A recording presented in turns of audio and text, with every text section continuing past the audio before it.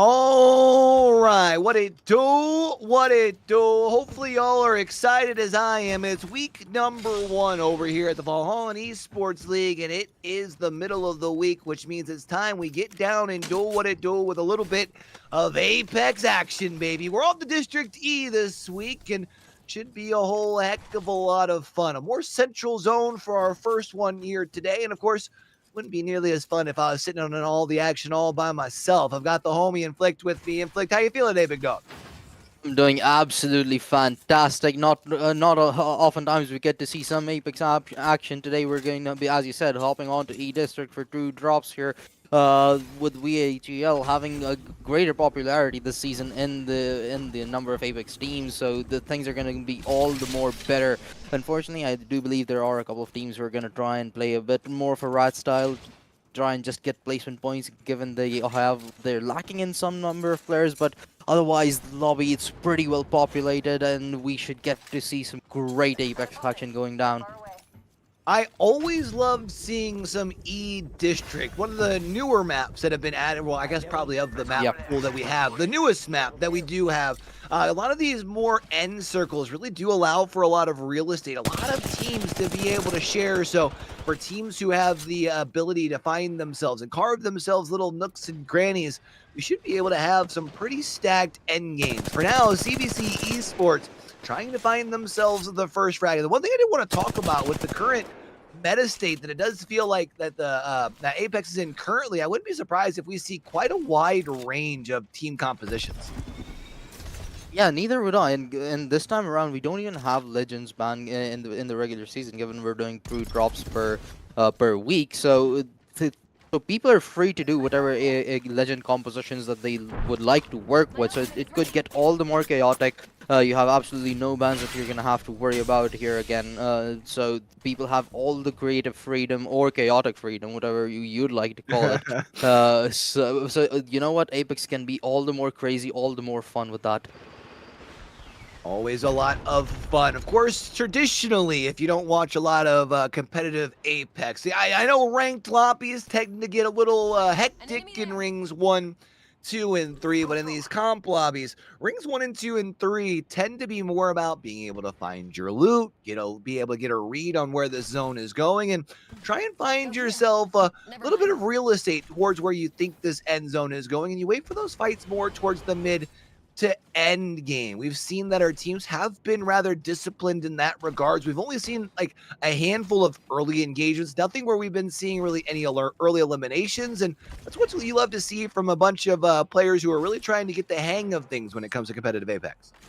Oh yeah, for sure. I mean, we did see almost a 3 fight break out, but both of the teams disengaged when one of the teams wanted to exit. So they are giving each other the respect to just to try and loot, make sure that they're perfectly set up and trying to get those good rotations in first to make sure that they do not mess up their rotation in terms of making a fight. But this time around, things are going to swap out a bit for CBC Esports. They've already lost gotten one player knocked out. The rev should come through. However, they must be feeling the pressure here.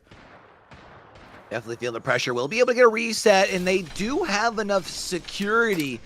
They should be able to get a full reset as far as health as well. LHS Yellow Jackets, who are currently playing as a duo, will lose Diabeto. They'll get knocked to the ground. They do still have at least one player left up, Old Bob Jr., but they are a solo that will have to play out for now.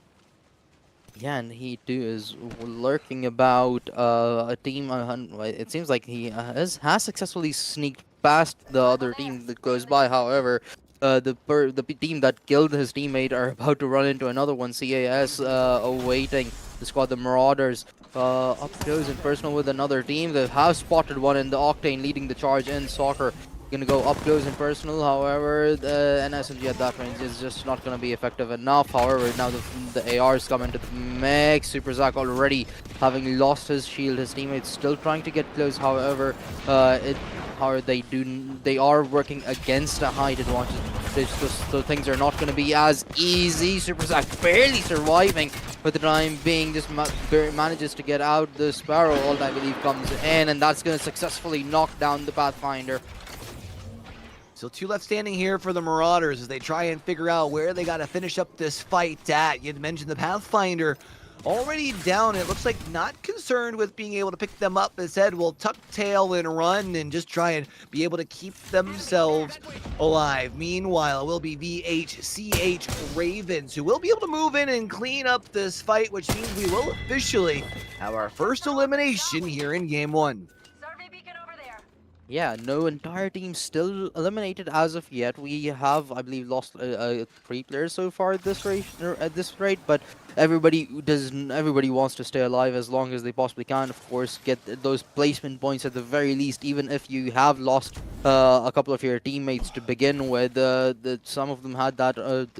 Actually, I think we're about to witness another fight go down. 2 of the players eliminated, and this might just be the first team elimination, and unfortunately, it is. VHEL was the last one standing and won't be for long as the rest of his squad is now eliminated as well. But there's another fight about to go down. Apex always has third parties going down, and unfortunately that's going to be the second team eliminated as a result. Teams are starting to pick up the pace here. You mentioned 2 teams already gone, and well, this squad that we're hanging on board with, they're hanging quite a bit outside of this zone, which does look like probably going to be heading its way towards Uptown, more towards that northern half of Uptown, if I had to guess as well. We see a couple of teams who have already started making their way over here, and it's worth noting as we have been able to get a nice little wraparound amongst our different teams. We have seen a wide range of those compositions. I feel like we're seeing a nice little bit as far as some of our movement characters. It's always good to see when Octane gets moved back into the mix, and also kind of surprised to see the amount of conduits we're seeing currently. Yeah, honestly, I anticipated a little bit of presence from of Alter and perhaps maybe a little bit of more of Valk as well. I mean, sure, a lot of people actually are running Valk, but the fact that there's just Octane in practically every single team is a little bit surprising to me right now. Makes me wonder if part of that is the needing of the ability for those rotations, whether it's to be able to find your way towards zone. But I think also, too, what we've seen is these teams not shying away from being able to take fights. So to be able to have a quick way to jump on in, especially for those third parties, which everyone loves to be a part of in Apex Legends, well, a player like the Octane gives you the ability to get in and out quick, fast, and be able to get back along your way.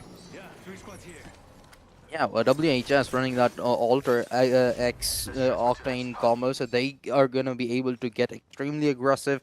They have the third legend to try and get information from further away, so that they would be in pristine conditions to take those become that third party, gain information firsthand, then try and get involved into those battles.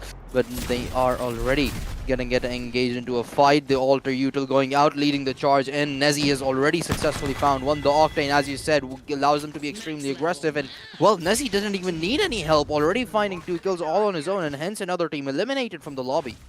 Down and officially into our top 10, and still the lobby pretty well spread out, and it does look like I was a little wrong where this thing was pulling. Instead of Uptown, does actually look like pulling a little further out to the east, out to Height here. And while we do have one team that has already been able to make their way over towards Height, we still have 9 others who still have to find their way there. Yeah, LUHS now, we're walking close by to WHS, who have just eliminated the team, and from the looks of it, LUHS, they want absolutely nothing. The Marauders are just going to try and run away, stay alive. Super Zack, unfortunately, once again has fallen and will probably be getting eliminated entirely, so the rest of the 2 teammates are just going to try and get into safety and make sure that they do not lose their lives. However, I believe they are getting chased, so things are going to look a little bit problematic for them. See what they can make happen as far as for SHS 1.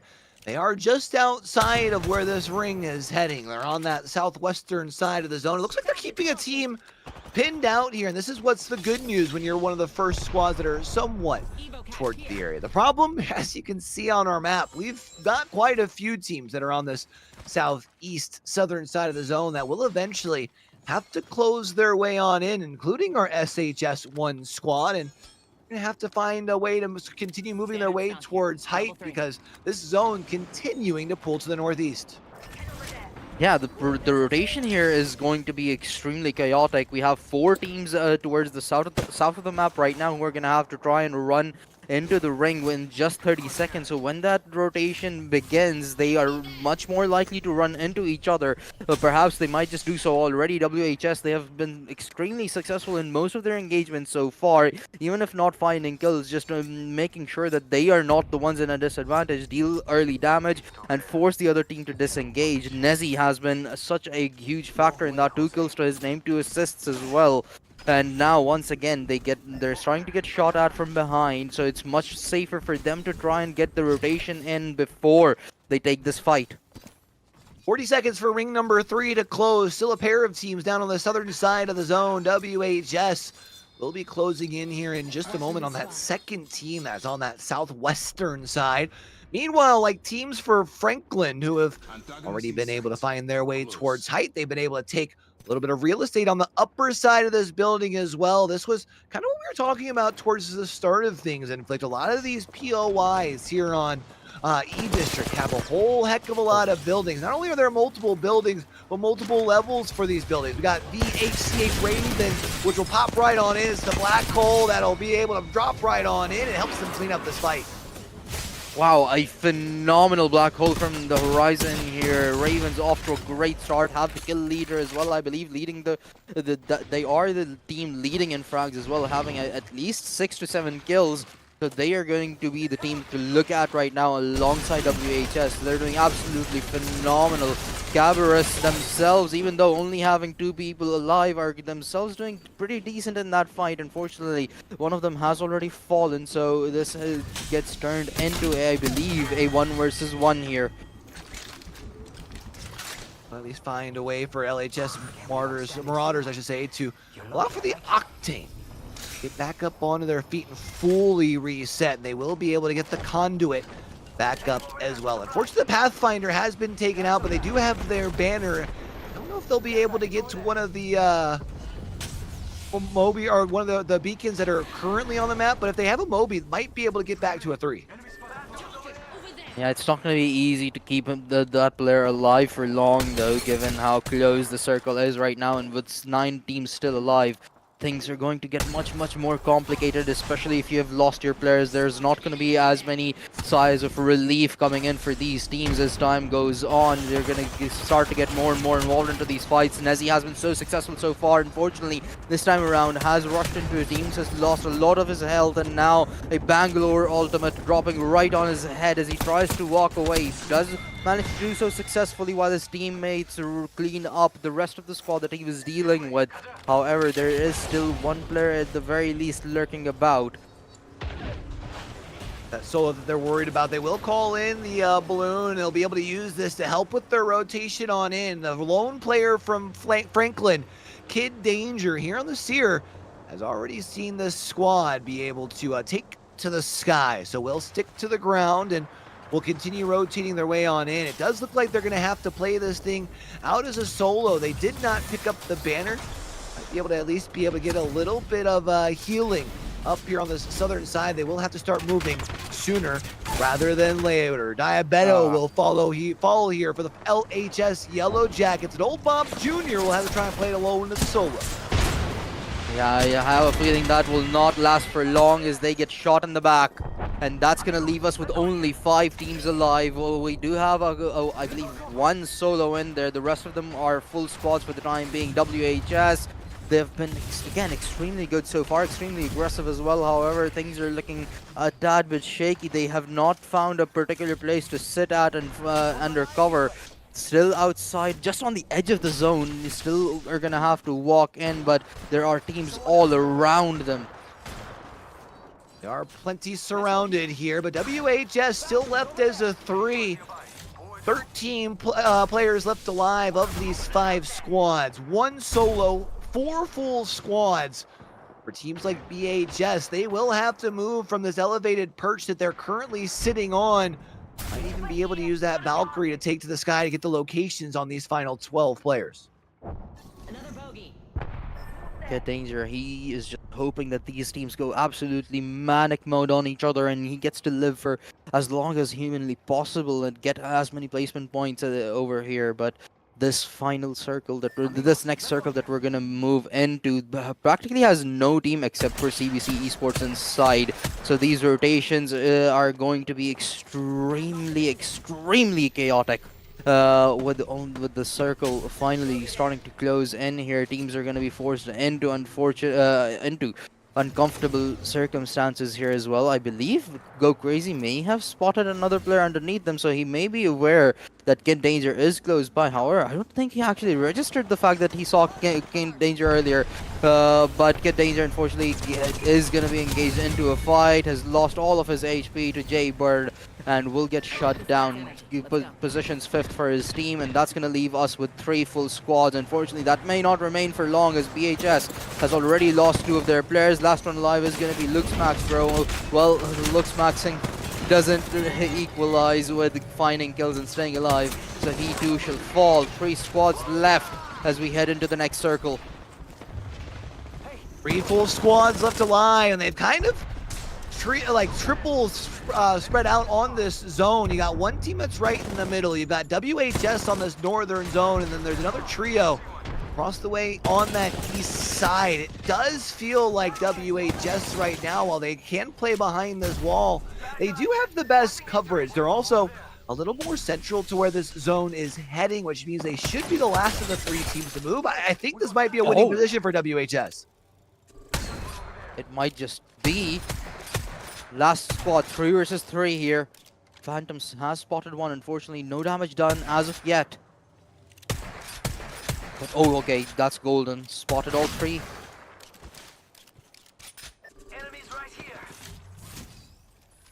Matter of time here. Final 12 seconds before the zone starts closing on in. It really is about who's going to be able to find that first knock. As far as for WHS, they do have the crypto that could, send in an EMP. Maybe you can close the gap with that Octane here as well. CDC, however, does have the extra heals from the conduit as this final fight does start to kick in. It's Exotic Go Crazy looking to rise on up with the R99. Jaybird already fallen. Exotic will be the last one left alive for the CPC, and it's WHS that will be victorious in game 1.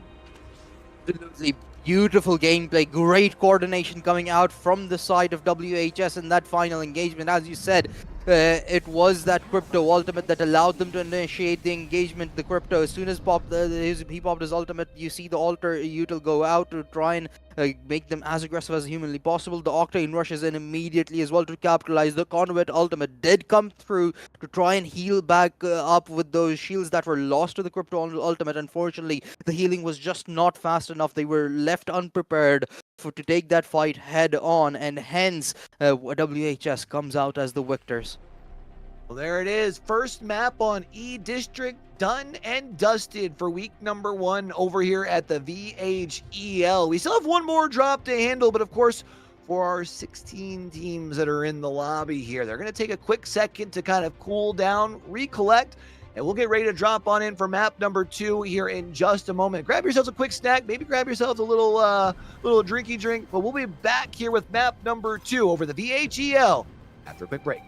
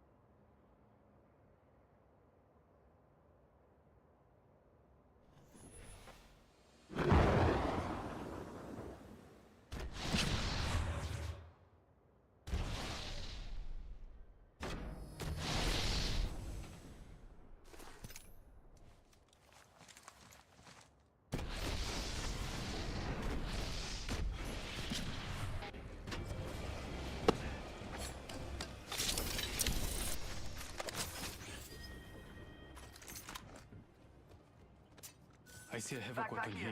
Level 3. All right, and we are back for map number 2 on week number 1 over here at the VHEL Apex action, back on E District and switching things up a little bit. Looks like we're going to be heading down south here for ring number 2.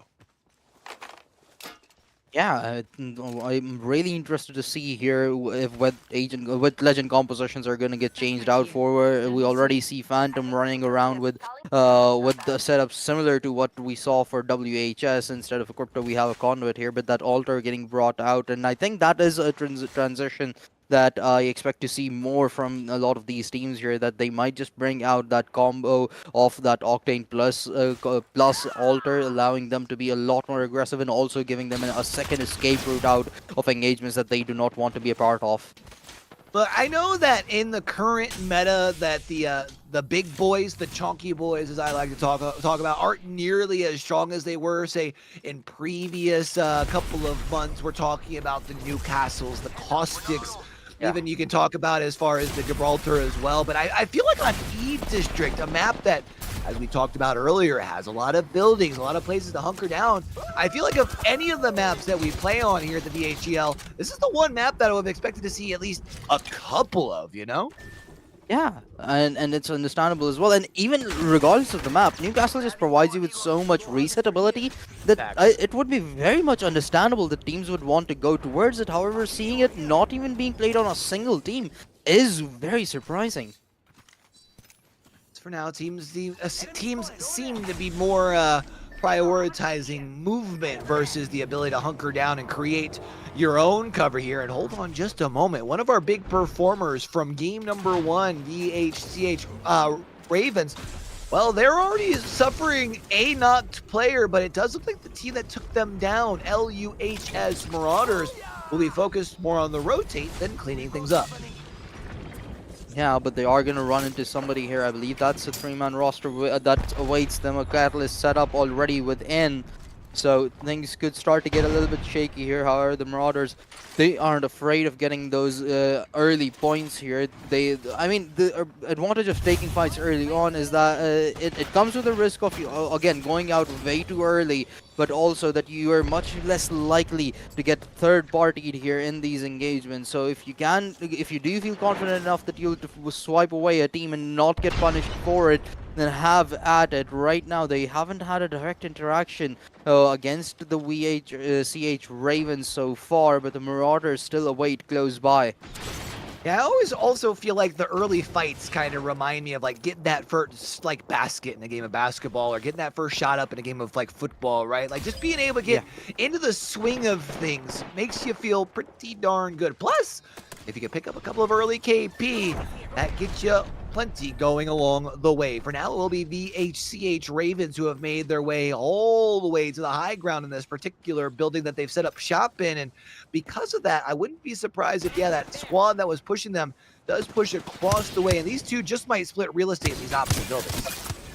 Yeah, I thought that the Ravens might just not want to engage in this, given how limited they were in their mobility. But now that the Marauders have sort of moved away into a different building, that allows the Ravens to move about a lot more comfortably. They aren't restricted to just those couple of top floors of a particular building. So this allows them a lot more freedom, and it sort of has flipped the sides on the script here, as now it's the Marauders who are stuck sort of just fighting this battle from one end of that building. So I would not be surprised if they do decide to take the back door and just up and yeet from here.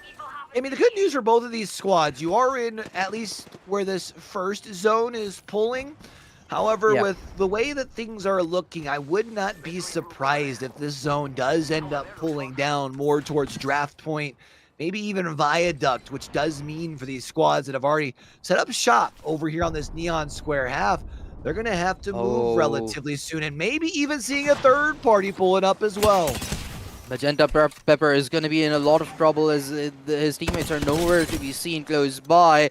They are dealing damage from afar, but I'm not entirely certain if they're going to be allowed to reconnect. Magenta Pepper actually made his way back towards the team, but now it's a problem for Ravens as they are stuck in between two different teams. On one end, it is the Marauder. On the other, it's CBC Esports that are trying to take Ravens out of the equation of this lobby.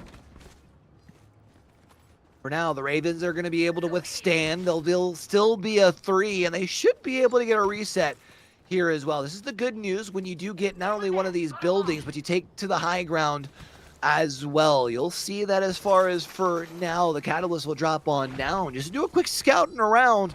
Doesn't see anything, but I think for now, knowing that you've at least got a couple of teams in the vicinity, they'll play this thing low and slow. I believe that's CBC just saying that this is absolutely pointless. They do not want to stick around. They do not want those early KP points, which is understandable. They would much rather go down south, have a better positioning, and be much more well prepared for the next zones to come. Which, again, that's a wise choice given the way that circle has moved. Oh my god, that's gone way too south. A lot of teams are way far out of this one, but WHS, the vectors of the previous drop, are now looking to deal all the more damage. They must be feeling at the top of their game right now, and this is only going to be a much more of a confidence booster as one more kills gets confirmed for them. And it's worth noting that they are dead smack in the middle of this zone. They have a perfect read on things here. So big shout out to the IGL, whoever it was, that made the call for them to rotate that way. I had called it going south. I definitely thought it was heading more towards the western side of E district here, but Humbert Labs is another one of those spots that still has a decent amount of spacing and real estate for teams to be able to take up shop in, but you can see at the rate of play that these teams have already started to move at here in map number 2. I don't know that even if we do make it to rings 4, 5, and 6, how many teams are going to be left? Yeah, this could realistically go either way here. Nezzy, he's found already another frag. It seems like WHS are just absolutely unstoppable in finding kills, particularly Nezzy. He has been just so aggressive since the beginning of the last game as well, that he seems absolutely unstoppable. Oh, Yellow Jackets, they run straight into another team head first, and that's going to cost them a life. I believe that may as well just be WHS that they're fighting, so things could get all the more worse for them here in a moment. Probably one of the things that makes Octane like the biggest risk, right? Because it's easy to be able to, hey, let me hit the go juice and just go super fast and hit my little jump pad into an area. But as we had just seen, once you're up and off the ground, well, if you're seen, you can get put down relatively quickly. We've been talking about this WHS squad who won game number 1. Looking to try and see if they can continue to add to their tally. It is the crypto that is down for now. They should be able to get them back up onto their feet. No, actually, we'll have to try and find a way to get them. No, yeah, actually, is going to be able to get them right back on their feet. I'm mistaken. And Nezzy already has 4 kills. That's at least, I believe, 5 on board for the side of WHS already. But Marauders finally getting into that engagement, I believe, against Ravens over here. No damage dealt as of yet. The Catalyst trying to stay alive for the time being. The Alter Util gonna allow them to try and just walk away here, as the rotation is now absolutely necessary. To another team is actually gonna join the battle over here. That is going to be the WATX Trolls, who are fighting off against the Marauders right now, and they've already taken one away from the Marauders. They're looking for more. It's a one-on-one break to begin with, but things are starting to look all the more terrible for them, as Soccer is the last one alive and he's covered from every angle. Trolls should be the one that come out on top here, actually. That may not be the case. Octane just healing behind those shields. It's a 1v1. Standoff here inside of the Storm, but it feels like the Conduit has to have the advantage in this, surely, right? Trying to play around the knockdown shield, and will eventually be able to pull it off here is Super Glide Sammy. The question is, with the Storm already ticking away, granted, only a couple of damage per second, are you going to be able to get the reset in time? You might be able to get your altar. Can you stick the Octane in time? Oh, just a second too slow. Tough. Yeah, it still is extremely risky for them. They're much further away from the circle than everybody else, so there's threat for them to just get eliminated if they don't have enough heals. Plus, there's a chance that they might just run into somebody else waiting on the edge of the circle eventually. But for the time being, CBC Esports, they got out of that fight early on, but they are back into another one. One player already taken out of the equation. However, the the Void All Nexus, I believe, is gonna allow that down knocked out player to get TP'd back to their teammates. So CVC, they are unfortunately denied that frag. And from the looks of it, the WTX trolls are gonna be able to make their way safely into the current circle.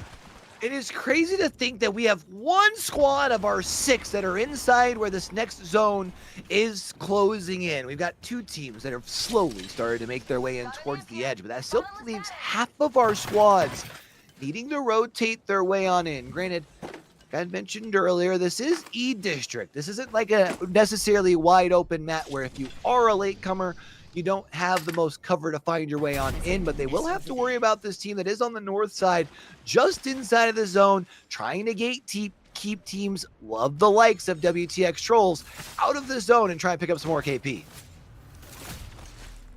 Yeah, the trolls are gonna get reset back up to 3 players as Twilight, I believe, is gonna get respawned here as well. With no teams close by as of yet to try and intercept that respawn here, they should be fine at least for the time being. There is some loot to be taken and help them with sort of put them in a better situation. But oh, Wevis has spotted 2, deals a lot of damage. That's going to be 1 shield broken, makes it all the more appealing for him to try and get into that fight, but he sustains a lot of damage on his own. But trolls are now officially into that fight. Wabis heals himself back up while the rest of the squad continues to take that fight. There's somebody flying right on top of him, and it's just a solo actually. So out of the 16 teams alive, it's going to be 5 full rosters and 1 being a solo. Trying to remember how this WTX Troll squad did in map number 1, because they definitely have quite a few KP to go along with their name here in game number 2. The problem is I do believe they are actually on the bottom floor of this building where VHCH Ravens currently sits, and well, the high ground tends to be the more dominant position, at least as long as you've watched a little bit of Star Wars growing up. But you'll see, as far as for now, the Ravens continue to make sure that they keep the squad at bay. Yeah, that catalyst, that catalyst ability has just been dealing so much damage so consistently here as well. It seems like that by default, the trolls are in a disadvantageous position. The Sparrow ult goes out as well, and that's going to deal a lot of damage. That, I believe, has costed 2 players their lives already. And this should be all the more easy for the trolls to finish off, but that may just not be the case. There it is, actually. Only 1 player was alive at towards the end, and they finish it off pretty neatly. It's kind of crazy to think about, is with so few teams left in the lobby, I would have imagined with all of that noise being made up to the north of Humbert Labs that somebody would have pushed up there for the third party. So not surprised that WHS wasn't the team to do it. We had seen them call this zone perfectly in round number 1, and they have been here from the word go. There's no reason for them to give up their prime real estate. Meanwhile, the duo of Killer Game and Red Death Shark are going to try and see if they can find their way into the zone. Yeah, WHS still sit in the very middle of where everybody essentially is on this map. So that could also work out in their favor, but could also be problematic if everybody just decides to crash onto them. Great awareness from Team 4 here to utilize that balloon to get into safety. However, that's going to cost them 1 of their teammates and hence leave them in a 1 versus 3 situation against everybody else. So the teammate has already fallen, but WHS, they are trying to deal damage from much further away towards the trolls. So essentially this is now a battle between the trolls and the victors of the previous lobby. It is WTX Trolls will be able to find at least 1. That's a part of the pair that were from Sims Apex. WTX Troll, they have a whole bunch of KP to their name, but can they finish with a strong dub on top here as well? You had mentioned they've got the squad who already has a dub to their name on the opposite side of the server here for now. The question is, who is going to find the opening pick? Yeah, it seemed like that the WTX trolls were about to get it. They had dealt a great amount of damage onto the Octane of WHS. Unfortunately, we're not able to confirm the knock, but it's a 1-on-1 trade to kick things off here on either end. Trolls should be able to reset safely. Nezzy is the one that had fallen this time around, but they too shall be able to reset, get their player back on feet, but that's going to be a crazy spray that dealt a lot of damage, almost getting a second knock. The nade still making sure that there is absolutely no peace on the side of WTX Trolls. As both teams heal their players, individuals back up and reset the 3v3. Glad the nade finally got thrown. I was screaming in my head, just throw the nade! I saw it in the bottom right-hand corner to at least take care of the door, but the door is gone. That leaves one less place for them to be able to hide behind cover. WHS, now that Nezzy is back up into play, they have been able to get a full reset. They sit on the southern side of this zone. They've been playing together. You also have that crypto that gives you that extra kind of view from the sky, as well as I do believe their crypto has their ult at their disposal. That EMP could open things up to start this fight up for sure. One player has been knocked out, and this time around they don't have the luxury to try and reset that player. Another one has fallen. Team 4 now starting to get a little bit involved from the back end here, as Redeath Shark has managed to knock one player down, so making things all the more miserable here for WTX Trolls, and WHS now in a prime spot to close out another victory. Then that will make it 2 in a row for them, a whole day of wins. 2 wins would be huge, but also seeing in the top right-hand corner, not only has WTX Trolls been able to find quite a few KP to their name, but the same can be said for WHS. You do have the lone solo that is still in the picture here for Sims Apex. Redeath Shark, we'll have to see if maybe they can find a way to steal a second or maybe even a first place finish. When the conduit falls, that could very well give the green light to WHS if they want to push across the way. They do have the jump pad here for the Octane, but for now it's going to continue to be discipline as they continue to poke and prod from a distance. Yeah, this time around the positioning is going to be a little bit awkward. They're just trading blows at this point. I mean, oh, the Kraber did get one knockout, and the push is now coming in. Nezzy, is he going to be prepared for this? The answer may just be no. WHS, they do knock one out, but the Trolls survive for the time being. That's going to be 2 knocks down, and WHS in a prime spot to conclude this fight out. It has been so much prolonged already, but they're not going to be allowed to do so. The circle starting to finally close in as well, and now we're going to be finally left with 2 spots alive as the solo has been eliminated. See Nezzy here trying to close the gap, has the P2020s in hand. The P shooters will step on through, finds one, switches over the Havoc, looks to put that one down, and WHS going back to back like that one great Drake track to start off week number 1. What a battle. WTX Trolls, you have to give props to them. They were in such a difficult spot so many times. You had that solo trying to just be a nuisance, and they're back as well. Constantly, I believe, knocked their player down twice at the very least, but they still managed to reset so many times, multiple times. But in the end, the aggression of Nezzy, which was calculated around the util provided by the rest of his teammates, was just so well executed that in the end, WHS did what they did in the first match of the day as well, came out with a victory, but this time around in a much better fashion, I believe, with more than 15 kills secured to their names. Of course, do keep in mind we've got the running tally through the season. So for all of our squads here today, it's just about being able to get what points they could in week number 1. For WHS High School, man oh man, did they get off to a hot start. We're going to have to continue to keep an eye on them through the upcoming weeks and see which of the other 15 squads taking them out of the picture will look to try and play catch up in weeks 2, 3, and the following weeks from there. But that does do things up, at least as far as for today. Inflict, it was an absolute blast to be able to jump up on the desk with you, my friend. Hopefully we get to run it up for some more here throughout the course of the semester. But of course, you and I, we do have the easy job. We show up, we get excited about Pixels. We want to make sure we're giving a big shout out to the man behind the curtains, doing all the hard work, Edge, giving us the view, the vibes, the eyes in the skies, and doing all the hard work as far as adminning in the back as well. Big teamwork to make the dream work over here at VHEL. If it's your first time through and you haven't already done so, make sure you hit that follow button down that bottom right-hand corner and turn those notifications on. That way we can catch you back for more high school esports throughout the course of the following weeks. And until we do get to catch you back for the next one, folks, don't forget, everything crazy going on in the world today, be true, be you, be sincere. Game hard and love hard. All right, y'all. That's Inflict. I'm Q for the rest of the crew here from the front to the back. Y'all have a great rest of your week. Peace. We're out of here.